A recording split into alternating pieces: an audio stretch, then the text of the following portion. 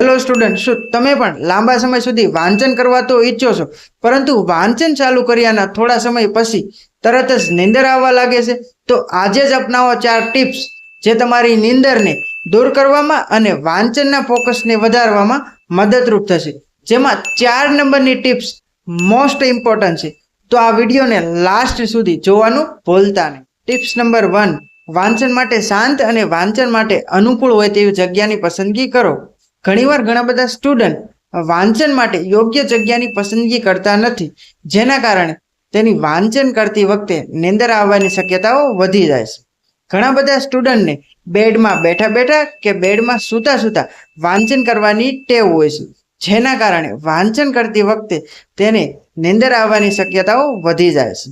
તો વાંચન માટે યોગ્ય જગ્યાની પસંદગી કરવી ખૂબ જ જરૂરી છે. ટિપ્સ નંબર 2, પ્રોપર પ્લાનિંગ સાથે વાંચનની શરૂઆત કરવી ખૂબ જ જરૂરી છે. એટલા માટે સૌપ્રથમ કેટલું અને ક્યાં ક્યાં સબ્જેક્ટનું વાંચન કરવાનું છે તે અને તે વાંચનને કેટલા સમયમાં કમ્પ્લીટ કરવાનું છે તે નક્કી કરો.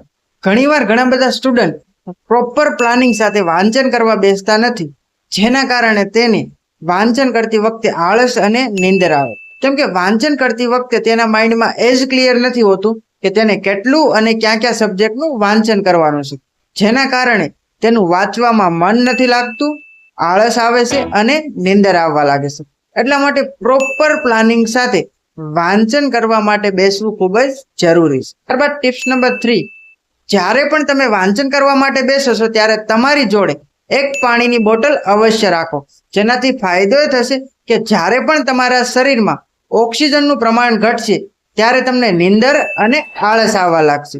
એ સમયે જો તમે થોડું થોડું પાણી પીતા રહેશો, જેના કારણે તમારી આળસ અને નીંદર દૂર થશે અને લાંબા સમય સુધી પણ ફોકસ સાથે વાંચી શકશો. ટિપ્સ નંબર 4, જમ્યા પછી વાંચન કરવાનું ટાળો.